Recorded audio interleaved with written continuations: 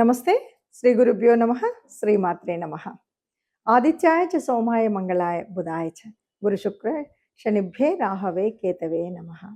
జపాకుసుమ సంకాశం కాశ్యపేయం మహాద్రుతిం తమోరిం సర్వపాపఘ్నం ప్రణతోస్మి Divakaram. 2026 March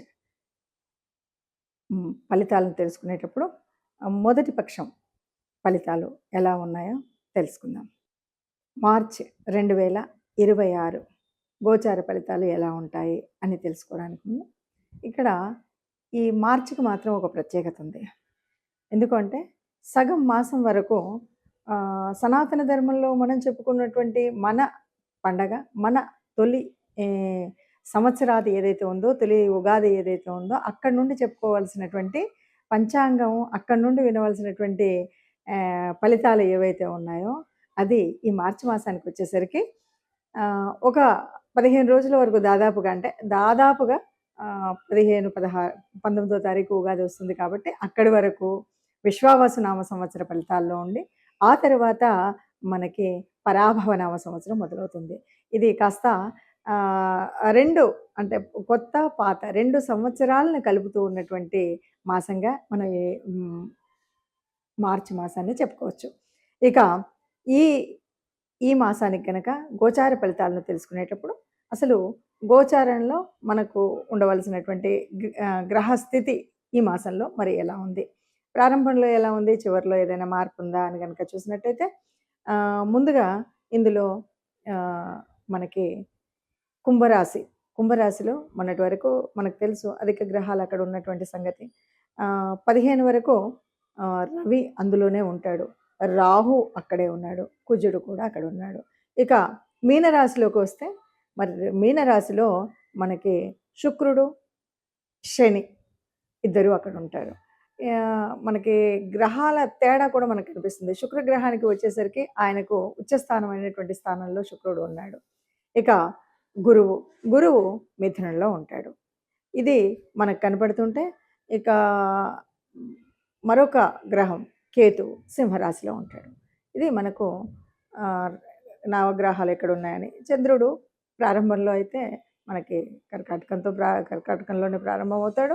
సరే, మరి ఈ రకంగా ఉన్నటువంటి గ్రహాలు ఇలా ఉన్నప్పుడు మరి ఒక్కొక్క అంటే 12 రాశుల వారికి గోచార ఫలితం ఎలా ఉంటుంది, ఈ గోచార ఫలితం వల్ల ఈ నెల రోజులు, ఈ మాసం అంతా కూడా మనం చేసుకోవాల్సినటువంటి జాగ్రత్తలు ఏంటి, పరిహారాలు ఏంటి, లేదా మనం ఉన్నటువంటి అంటే యోగించేటువంటి గ్రహాల యొక్క అనుకూలత ఉన్నప్పుడు మనం ఇంకా అభివృద్ధి కోసం చేయవలసినటువంటి పనులేంటి, ఇలా మనం చూసుకోవడానికి.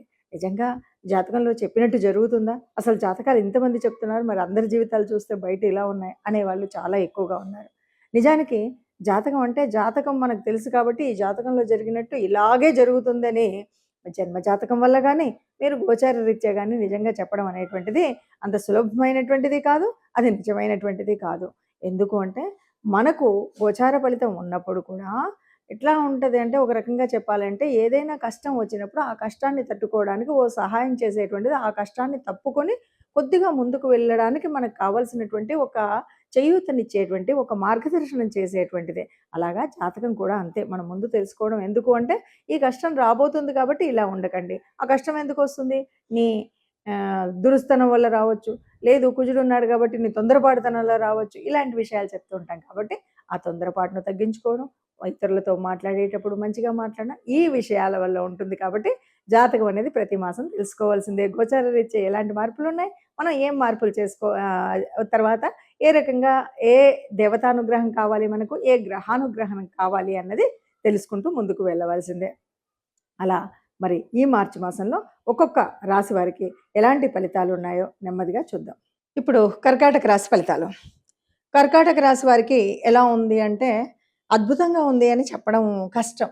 ఎందుకు అంటే వీరికి అష్టమ స్థానంలో అధిక గ్రహాలు ఉండడం కొద్దిగా ఇబ్బంది. దానివల్ల అన్నీ కూడా అంటే పెద్ద ఇబ్బంది వచ్చేసి మనకేదో అయిపోతుందని కాదు. కాకపోతే ఈ మాసంలో దాదాపుగా ఏ పని చేయాలన్నా కొద్దిగా ఇబ్బంది ఉంటుంది, నాన్చినట్టు ఉంటుంది. మనం అనుకున్న పని అనుకున్నట్టుగా చేయడానికి వీలుగా ఉండదు. ఏ పని చేయాలన్నా అధిక శ్రమతో కూడి ఉంటుంది. కొద్దిగా కష్టంగానే ఉంటుంది. ఏదైనా మనం అనుకున్న పని చేయాలంటే అప్పటికప్పుడు డబ్బులు అవి సమకూరకపోవచ్చు. అలాగే పిల్లల దగ్గరికి వచ్చేసరికి పిల్లలు కూడా మన మాట విన్నట్టుగా అనిపించకపోవచ్చు. మన అభిప్రాయం, వాళ్ళ అభిప్రాయం వేరుగా ఉండొచ్చు. అలాగే ఆహ్, పిల్లల ఉత్తీర్ణతలో గాని, పిల్లల సీట్ తెచ్చుకోవడం ఇలాంటివుంటాయి కదా! మార్చి మాసం అంటే పరీక్షల మాసం. మనం అనుకున్నంత సాటిస్ఫాక్షన్ పిల్లల విషయంలో మనం పొందలేకపోవచ్చు. వాళ్ళ పరీక్ష అవ్వడంలో గాని. ఏదన్నా సరే కొద్దిగా కుంటూ నడుస్తున్నటువంటిగానే ఈ నెల నడుస్తుంది.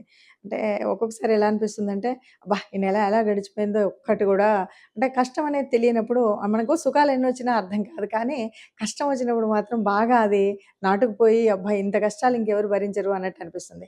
అలాగే ఏదైనా మనం చేస్తున్న పనికి ఆటంకం కలిగినప్పుడు అది బాగా విరోధం అదే అనిపిస్తుంది. ఈ ఆటంకము అనేటువంటిది ఉన్నప్పుడు మనకు విలువ తెలుస్తుంది అని అనుకున్నప్పటికీ, కర్కాటక రాశి వారికి ఓ రకంగా చెప్పాలంటే అష్టమంలో ఉన్నటువంటి అధిక గ్రహాల మూలంగా అన్ని పనులు గూడా కాస్త నెమ్మదిగా, మందగోడిగా ఏ పని చేయాలన్నా జరుగుతుంది. ఓ వస్తువు కొనాలనుకున్నా, ఒక ఇంట్లో ఏదైనా కార్యం చేయాలనుకున్నా, లేపోతే మనం ఏదో ఎక్కడికో వెళ్లి ఓ ప్రారంభం చేయాలనుకున్నా, ఏది చేయాలనుకున్నా అంతేకాదు మనం చేస్తున్నటువంటి మన వృత్తి వ్యాపారాదుల్లో, మన కార్యాలయాల్లో లేకపోతే మన పైనున్నటువంటి వాటిలలో గూడా మనం అనుకున్నంత వాళ్ళని సంతృప్తి పరిచేటువంటి స్థితి ఉండదు. మనం ఎంత పని చేసినా ఏదోలే చేస్తున్నారులే అనేటువంటిగానే ఉంటుంది గానీ, you are the good, you are number one, you done a good job అని మనల్ని పెద్ద అప్రిసియేషన్స్ ఇచ్చేంత గొప్పగా అనేవి మాత్రం మనం చేసినప్పటికి, ఆ పని చేసినప్పటికి గూడా ఆ మెప్పును పొందేటువంటి స్థితి మాత్రం కర్కాటక రాశి వారికి ఉంటుందని నేను అనను.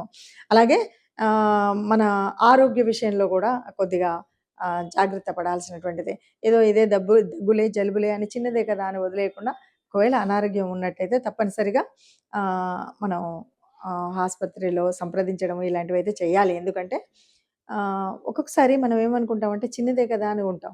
మన గ్రహస్థితి బాగా లేనప్పుడు అది పెద్దదానికి దారి తీసేటువంటి పరిస్థితి ఉంటుంది. అలా అని నేను భయపెట్టాలని కాదు కానీ ఉన్నటువంటి గ్రహస్థితి వల్ల ఉంటుంది. ఇలా చెప్పినప్పటికి కూడా ఇంకా కొంతమందికి అసలు ఏమీ జరగనట్టు బాగానే ఉండొచ్చు. అలాంటప్పుడు నిజంగా వాళ్ళ జన్మ జాతకంలో ఉన్నటువంటి మిగతా గ్రహాలు యోగిస్తూ బాగుండొచ్చు. వాళ్ళ దశ, అంతర్దశ చాలా బాగుండొచ్చు. అందువల్ల తెలియకపోవచ్చు. కానీ ఎక్కువ శాతం మందికి కనబడేటువంటిది ఇది ఈ నెలంతా గూడా నింపాదిగా, నెమ్మదిగా కుంటి నడకన నడుస్తున్నట్టుగా ఉండడం, ఏ పని చేయాలన్నా ముందుకు వెళ్ళడం, ఎన్ని సార్లు ప్రయత్నం చేసినా అది దెబ్బతిన్నట్టుగా ఉండడం అనేటువంటిది మనం ఈ మాసంలో చూస్తాం. కాబట్టి మనకు ఆహ్, గ్రహాల యొక్క అనుకూలత కావాలి, దైవానుగ్రహం కావాలి. ఆ స్థితిగా చూసినట్టయితే మీకు పెద్దగా ఇబ్బంది కలగకుండా ఈ మాసం అంతా నడుస్తుంది. ఇలా ఒక్కొక్క గ్రహం వల్ల ఒక్కొక్క ప్రభావాన్ని మనం చూస్తున్నాం కదా! అంటే ఇది గ్రహాల యొక్క తత్వం ఒక్కటే కాదు. మనకు కూడా జన్మజాతకంలో ఉన్నటువంటి అంతకుముందే ఉన్నటువంటి గ్రహాల ఉపస్థితి వల్ల కావచ్చు, లేకపోతే జరుగుతున్న దశ, అంతర్దశల మూలంగా కూడా కావచ్చు. మనం ఇప్పుడు ఏదైతే చెప్పుకున్నామో అలాగ మాకు జరగలేదండి. లేదు అలాకంటే బాగా జరిగిందండి. లేదు అలా చెప్పారు గానీ ఇలా జరిగిందండి అనే మాటలు వింటుంటాం కాబట్టి దానికి కారణం ఏమిటి అంటే ముఖ్యంగా మనకు జన్మజాతకంలో మనకు నడుస్తున్నటువంటి మంచి యోగించే గ్రహాలు మనకు అనుకూలంగా ఉండేవి ఉండవచ్చు.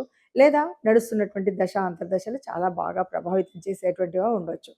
కానీ అలాంటప్పుడు కూడా కొన్నిసార్లు కొన్ని రకాలైనటువంటి గ్రహాల యొక్క యుతుల వల్ల గానీ, గ్రహాల యొక్క దృష్టుల వల్ల గానీ కొన్ని మార్పులైతే తప్పకుండా జరుగుతాయి. ఈ మార్పులు జరిగినప్పుడు మనకు అంతా ఉన్నా కాస్త పట్టించుకోనప్పుడు తెలియకపోవచ్చేమో కానీ, మన భవిష్యత్తుకు పునాది వేసేటువంటి కొన్ని మంచి నిర్ణయాలు తీసుకునేటప్పుడు ఇది ఉండాలి. కాబట్టి ఇప్పటి వరకు మనం చెప్పుకున్నట్టుగా ఈ పరిస్థితి ఉంది కాబట్టి మరి ఏం చేయాలి? అంటే ఏమీ లేదండి. అసలు మనకు శాస్త్ర ప్రకారంగా గూడా ఓ పద్ధతి ఉంటుంది. ఎప్పుడూ కూడా దేవతానుగ్రహం పొందాలి అంటే ఇష్టదేవత ఆర్ లేదు అంటే కులదేవత. ఈ మీ ఇష్టదేవతను గాని, కులదేవతను గాని ఆరాధించేటువంటి పద్ధతి ఉంటుంది. ఆరాధించే పద్ధతి అంటే ప్రతినిత్యం ప్రతినిత్యం కొంతమందైతే ప్రతి క్షణం కూడా నామస్మరణ చేయడం అనేటువంటిది ఉంటుంది. అది చాలా శుభం. ఎలాంటి అవాంతరాలున్నా, ఎలాంటి కష్టాలున్నా అవి చక్కగా విడిపోతూనే ఉంటాయి. అలా కాకుండా కొన్నిసార్లు సరే మన పనులు ఒత్తిళ్ళ వల్ల గాని, సమయానుకూలంగా మనం చేయం. ఏదో దీపం పెడతాం, వెళ్ళిపోతాం అన్నప్పుడు కులదేవతను, ఇష్టదేవతను ఆరాధించేటువంటి విషయంలో చాలా వరకు పెద్దలు చెప్పినటువంటి మాట అందరికీ సమ్మతమైనటువంటి మాట ఏంటంటే, మనం ఇష్టదేవత ఆరాధన గాని, కులదేవత ఆరాధన గాని మనకు సనాతన ధర్మంలో చెప్పినట్టుగా ఒక 3 నెలలకొకసారి మనం ఆరాధన చేయడం. అంటే ఆరాధన చేయడం అంటే ఇంట్లో ప్రత్యేక పూజ చేయడం. మనం నలుగురిని పిలుసుకొని లేదు ఒక హోమము ఇలాంటివి ఏదైనా సరే మనం లేదు ఆ పేరు మీద దానం, ధర్మం చేయడం అనేటువంటిది ఒక పద్ధతి. ఇది గనక చేసినట్టయితే ఎంత క్లిష్టతరమైనటువంటి, కష్టతరమైనటువంటి గ్రహ సంచారం ఉన్నప్పటికి కూడా ఏ కష్టం కలగకుండా ఉంటుంది. ఇక ఈ నెలకు కనుక మనం ఆలోచించినట్టయితే, ఈ నెలలో ప్రత్యేకించి మనము ఆహ్, పూజించవలసినటువంటిది, ఆరాధించవలసింది ఎవరిది అంటే, ఇది వసంత ఋతువు వస్తుంది. చైత్ర మాసంలో వచ్చేటువంటి రాబోయేటువంటి చైత్ర నవరాత్రులు వస్తున్నాయి గనక ఆ విష్ణుమూర్తి ఆరాధన, లేకపోతే ప్రత్యేకించి రామనామము, రామనామ జపం. ఉట్టి శ్రీరామ రామ రామేతి అని అనుకుంటే చాలు.